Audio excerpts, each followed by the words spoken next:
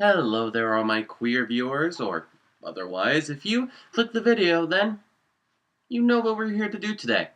This is another episode of Why It Didn't Work, the show where I look at an anime that may have showed some promise since the beginning, but then completely dropped the bandwagon as it went on. And today, we are going to talk about a horrible, assaulting piece of shit anime that, as you can see, right before I sat down to record this video, I got a package in the mail from a friend. It was this wristband. I thought, that's sweet, and put it on.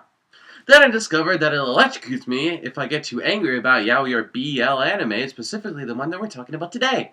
And trust me, I've tried to get it off, but just won't come off.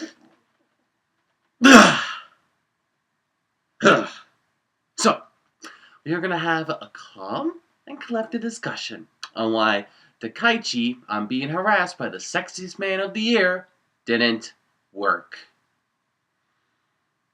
Pray for me. 淡いガラス玉みたいな揺れるあなたの瞳を見たんだ。その奥に映ってる自分がやけに空っぽで寂しく見えた。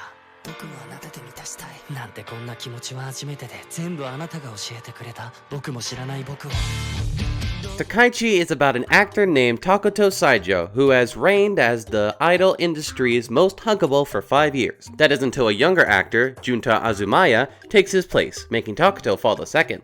Takuto was always considered burlesque, while Junta's angelic smile is winning over admirers by comparison. This causes Takuto to get very drunk one night, and what he does in this state is caught on camera by Junta, who uses this new info to blackmail Takuto for his affection. The anime follows these two navigating a relationship together while also balancing their acting careers at the same time. In this video, we'll look at the animation of the anime, its characters, and how it presents yaoi/BL anime tropes that we've seen tons of times before. I'll also be using the movie Dokusei to compare these points to.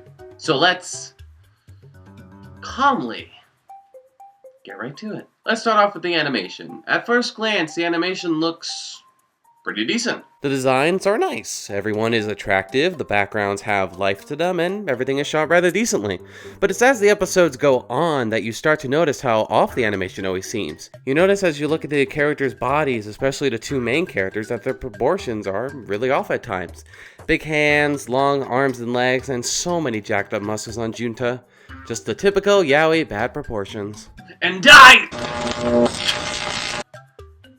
don't particularly care for it, but the animation, and especially the direction, is the worst during the sex scenes. While I'll talk about the very problematic elements of the sex scenes later, the sex scenes are shot and edited like it's going on a fucking marathon. Whether it's kissing, holding, or something more intimate, the scenes always feel like they're in a rush. Each cut only goes for a few seconds, maybe even less at times, that it's hard to get a handle on what's happening. If these scenes were consensual, which I'll talk about later, I would want to see longer moments.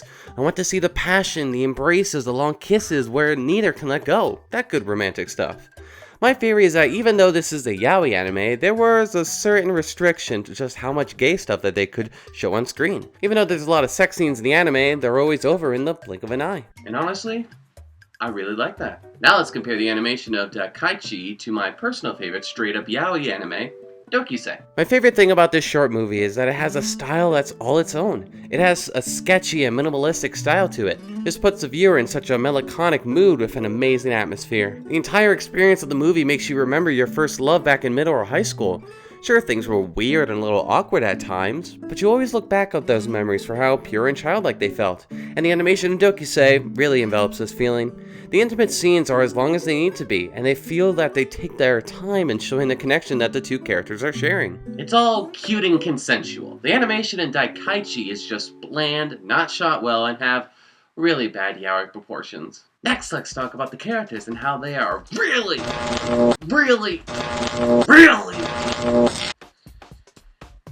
not the best. Well, we will talk about our main two leads, Takuto and Junta. But before we do that, let's talk about the yaoi terms of seme and yuke, top and bottom, respectively. This originates from martial arts. Seme means to attack, while yuke means to receive, all connecting to anal sex and Japanese gay slang. The characters that represent Seimei are depicted as more masculine in the sex scenes while being more dominant, while the UK is depicted as more feminine in the sex scenes while being more submissive. While these terms and types of characters aren't used in every yaoi or BL anime, they are used in the majority, and that's including Dakaichi. Junta is a Seimei and Takuto is a UK. Junta is always dominating and Takuto is always a submissive one. In every scene, in every situation. Every single gosh darn time. But again, I'll have to go into more detail about them in the next category. Sorry that I keep on delaying it. I just gotta talk about it all at once. But I can talk about the either bad or boring supporting characters. There's Chihiro Ayaji, who randomly falls for Takuto and wants to dominate him any way he can. But he eventually just turns into the comedic punching bag for Junta. Ryo Narumiya is the high school actor who looks up to Junta and Takuto, but is completely oblivious as to what's going on behind the scenes. Takuto's manager is too willing to let Junta kidnap Takuto after shooting to go home and assault him. The two producers are over the top, stereotypical flamboyant gay, literally nothing else to them. And some of Junta's and Takuto's fellow actresses who ship them together and basically represent the target audience of this anime. If this listing of these supporting characters sounded bad, offensive, or just boring to you, then that's because they are. The supporting characters in Dakaichi are completely one note and are easily forgettable as soon as the episode is finished. That is, though, except for 3 characters that I actually liked a little bit. One of them was the photographer that worked for a tabloid newspaper. In the anime, he takes a photo of Junta and Takuto being intimate together because his boss instructed him to find some dirt on the two actors. Which makes the photographer character interesting is that this isn't a job that he particularly likes doing. It's just something that he fell into because of certain circumstances. He was respected by actors and actresses until he found a better paying job at this tabloid newspaper. He isn't evil or wants to hurt the actors, he's just doing his job. And that's all. This was an interestingly complex character in just how blunt and real he was. He wasn't a cliched character or one who was over the top, he was just a guy living his life. And in Dakaichi, that was surprisingly enjoyable. Other characters I enjoyed include Takuto's grandmother and mentor. She only shows up in flashbacks, but she seems like an actress who was full of authority. I liked how Takuto always looked up to her and dedicates his acting career to her, and the chemistry and banter that the two shared in the flashback scenes were pretty engaging. I really wish that the grandmother was in the actual series so I can see her interact more with Takuto. I also enjoyed the older actress that Junta worked with in order to get the rumors about him and Takuto to go away. I like how she was supportive of Junta and Takuto's sexuality, and she seems like a sexually free woman who enjoys sleeping with multiple men. And she doesn't care if anyone looks down on her for doing so. She was a wisecracker, sarcastic, and was an absolute treat. I really wish that she was in more of Dakaichi. But besides her and the other two, the characters in the anime were bland, boring, or just plain fucking awful.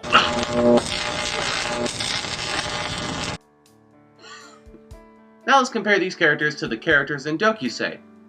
Well, there are only really 3, but let's talk about them anyway. Our two main leads are Kasukabe and Sajo, and at first glance, they seem to fit the yaoi terms with their roles. Kasukabe is the Same and Sajo is the UK, right? Well, not exactly. While Kasukabe seems to be the one who always initiates the intimate moments, it isn't as cut as dry as that. It's only because Sajo is a shy and reserved teenager. He doesn't have that much confidence in himself, so it's hard for him to take the lead in their relationship. However, as the movie goes on and he grows more confident in himself, he finds the courage to kiss Kasukabe and be more intimate. And Kasukabe isn't just a complete dominant member of the relationship. He's a more confident guy than Sajo, and can take the lead when Sajo can't.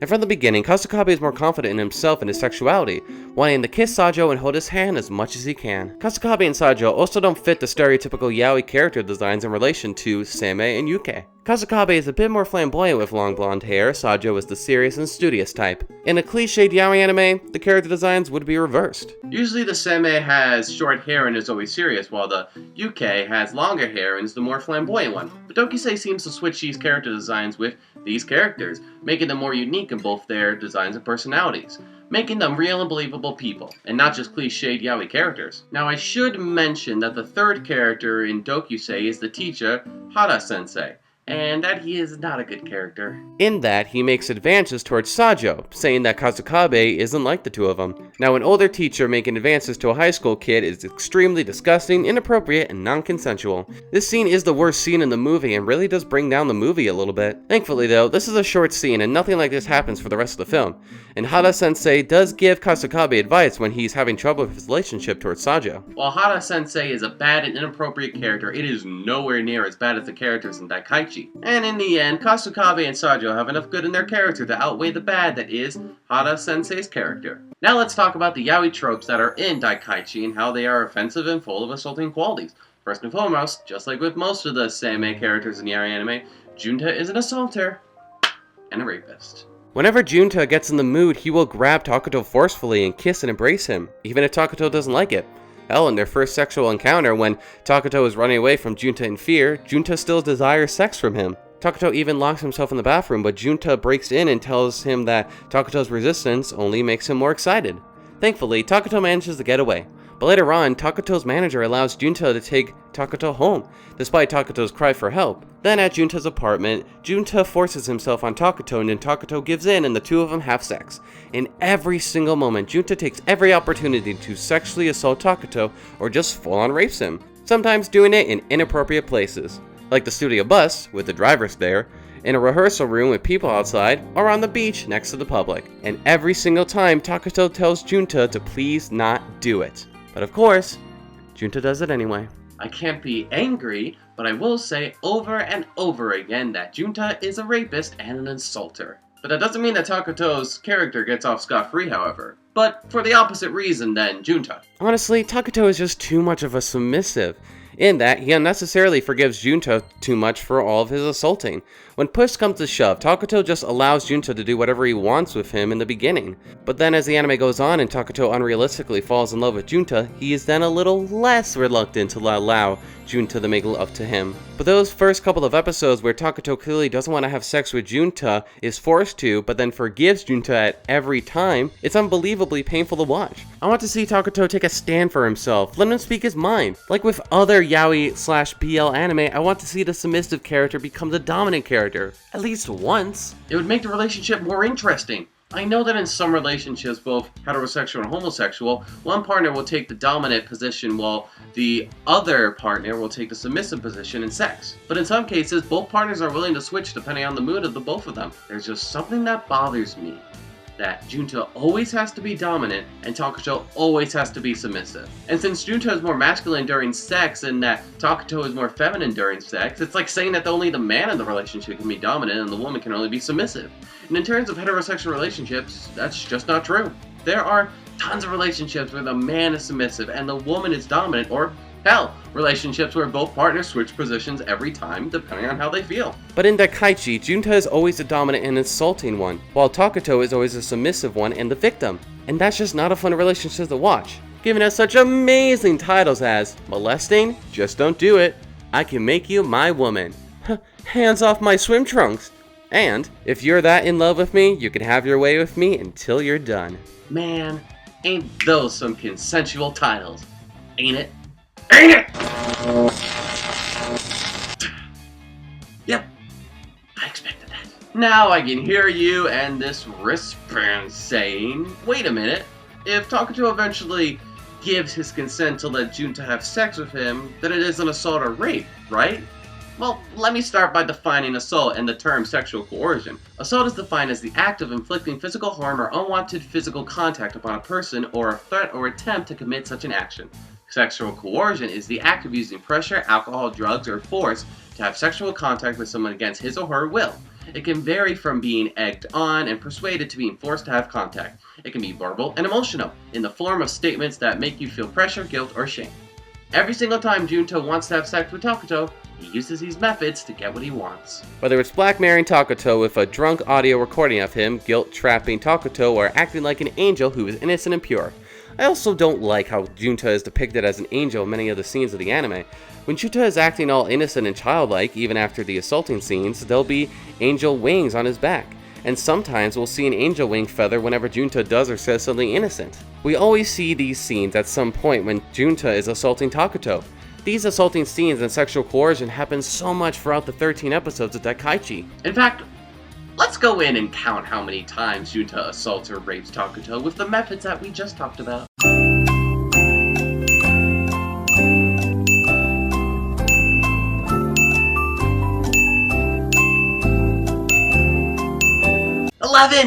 11 god damn times! Ah! In the end, this is why I'm so glad that the sex scenes are so short and quickly paced, because they are over with quickly and I don't have to watch these assaulting scenes any longer. I remember that as the fall season last year was going on and Goblin Slayer's first episode and Sword Art Online Alicizzation's 10th episode was getting controversy and hate for their assaulting and rape elements, and yet Dakaichi was getting none of this controversy and hate. Crunchyroll may have put a content warning before these episodes of Goblin Slayer and Sword Art Online, but why not Dakaichi? Well, I have two theories. One is how these scenes are presented in the different anime. In Goblin Slayer and Sword Art Online, the scenes are meant to be disturbing and disgusting. They are framed as horrible acts happening to the female characters. They are meant to be exploitative, and that's why it pissed people off. But Dakaichi frames these assaulting scenes as soft and romantic, as just something that gay male relationships go through. My other theory is what I was talking about before, in that Takuto may have resisted and said no at first, with Junta using sexual coercion, eventually allows Junta to do what he wants. Well, in Goblin Slayer and Sword Art Online, the girls are screaming. They are pleading for them to stop raping them, crying their eyes out. They did not give their consent anyway during these scenes, and that's also what disturbed people. But just because Takuto eventually gives his consent after much persuasion and the scenes are presented with romantic tones, doesn't make it any less horrifying. Just because Takuto eventually gives his consent to Junta doesn't make the scene any less assaulting. It still is. I don't know how else to say it. In fact, there's a really good episode of Revolutionary Guard Utena that features this kind of assault. It's episode 33, and while it's mostly a filler recap episode, the new material is from the POV of Akio, the antagonist of the show who has courted Utena in order to stop her from becoming a prince to save Anthy in order to revolutionize the world. Throughout these scenes, we see Utena talking a lot and stretching. In the anime, she tends to stretch a lot when she feels nervous or out of place. She continues to talk about Anthy, wishing that Akio had allowed her to join them. When they are in bed together, Utena looks at Akio with a sad look on her face, and then up at the ceiling. Then when they are actually having sex, Utena does not look like she's enjoying it at all. She says that they should head back soon, but Akio continues. As it gets more serious, Utena talks about what to make for lunch later, but Akio continues. Never in this scene does Utena look happy about the current situation, never making full eye contact with Akio, but he continues.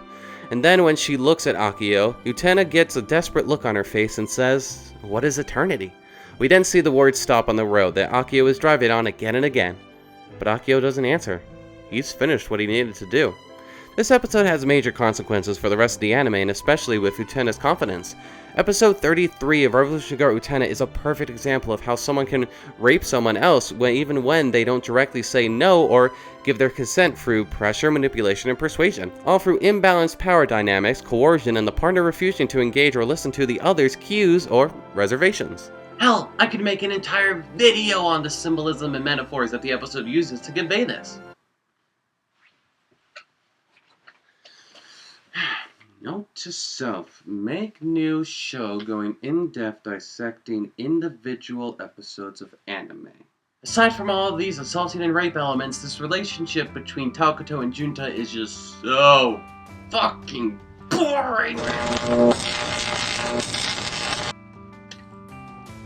Not entertaining as it could be. All that we really see Junta and Takuto doing together besides when they are acting for their job is having sex. And I want more than that. I want to see them holding hands, cuddling on the couch, go on a date, have dinner, watch a movie, something, anything. Besides just sex. Just watching people have sex over and over and over and over again can get so tiring and boring. It just becomes uninteresting after a while. It's just so god damn boring. Almost over. You can do it. Now let's compare how Dokusei uses their intimate scenes in comparison to Dakaichi. While Kasukabe usually initiates the intimate moments, Sajo isn't against it. But when Kasukabe uses tongue during one of their makeout sessions and Sajo pushes him away a little, clearly telling Kasukabe that this is too much for him right now, Kasukabe listens and respects Sajo's decision. He doesn't just push Sajo down and continue to kiss him. He understands that Sajo just isn't ready for this kind of intimacy right now, and he immediately stops.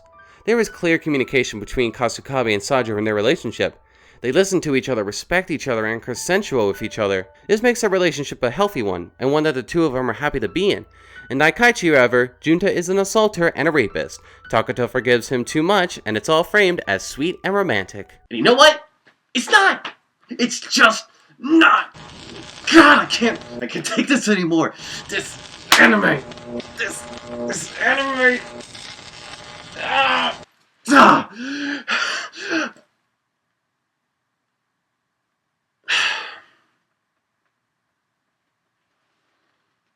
You know what, guys? It isn't fucking worth it. It really isn't. I just really hate how people have such a forgiveness for the assaulting and rape qualities that are prevalent in yaoi anime.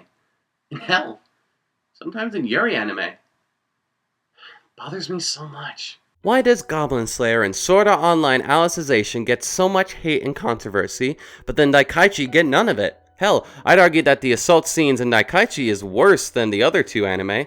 Because it's framed as sweet and romantic in Dakaichi, it makes it even more disturbing to me. At least in Goblin Slayer and Sword Art Online, the anime is telling you that this stuff is horrible. It doesn't make the use of assault and rape any better, but it's not like they're saying that there's nothing wrong with the assault. Dakaichi does. And so does people, usually straight women who are the target audience for yaoi and BL anime and manga. Why? Well, the same reason that straight men like to see lesbian action. They find it hot. They find these dominant and submissive tropes to be hot. And some people don't equate assault and rape between two people of the same sex as being the same as assault and rape between a man and a woman. That some people don't consider homosexual couples as being the same as a heterosexual one. And that's really wrong. Again, just like Nagisa said in 50% off. Fetishizing gay men isn't actually supporting a homosexual relationship as something normal. If anything, it detracts from their efforts, and you can gussy it up all you want, but you still refer to it as stuff like sinning. Not to mention the fact that most Japanese media involving gay men is hyper-fetishized and marketed mostly to straight women with really tropey innocent submissive and evil dominant, painting a picture of outer gay men as sexual deviants and closeted gay men as tempted by the forbidden fruit or something. But I love gay guys. You say stuff like, all gay guys are the same. I ain't like every other gay guy. I don't even consider myself a gay person, but I'm dating another man. That's my main bitch right there. Hello. Gay guys aren't all heart eyes cutes as ships. They have issues, relationship troubles, mental illness, and things that keep them from being happy. They're people, man, not a commodity for you to collect and flick your bean to. And watching Dakaichi in order to do this video really messed me up. Seeing a man assault and rape another man over and over again made me squirm and feel uncomfortable every time. Why? Well, I have to be honest. I was raped by a gay man once. In the same way that Junto rapes Takuto. So I can definitely tell you, it is assault. And it is rape. There's no other way that I can say it. I'm also upset because I want to see just as many consensual yaoi anime as much as there is consensual yuri anime. Why can't there be yaoi anime like Sweet Blue Flowers, Kase-san, or Bloom Into You? Why is Dokusei the only consensual, straight-up yaoi anime that I've come across? There has to be more, right? But to end this video, just like I did with my citrus video, let me list yaoi anime and manga, while also including anime and manga that have some yaoi elements in it that are so much better than Dakaichi. Some of these examples include Dokusei, That Blue Sky Feeling. Number 6, My Brother's Husband. Neon Genesis Evangelion, Attack on Titan, Sailor Moon, Persona 4 The Animation, Shogun Roko Rakugo Shinju, Cardcaptor Sakura, Gurren Lagann, Devilman Crybaby, Banana Fish, Rambo Kitan Game of Laplace, Tiger and Bunny, Paradise Kiss, Oran High School Host Club, Yuri on Ice, and my personal favorite, Shinanami Tasokare. In the end, that's why Dakaichi, I'm being harassed by the sexiest man of the year, didn't work.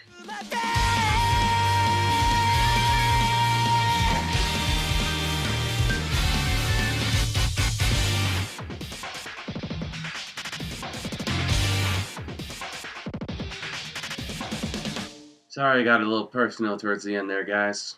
I just really don't understand why people love yaoi and BL anime like this.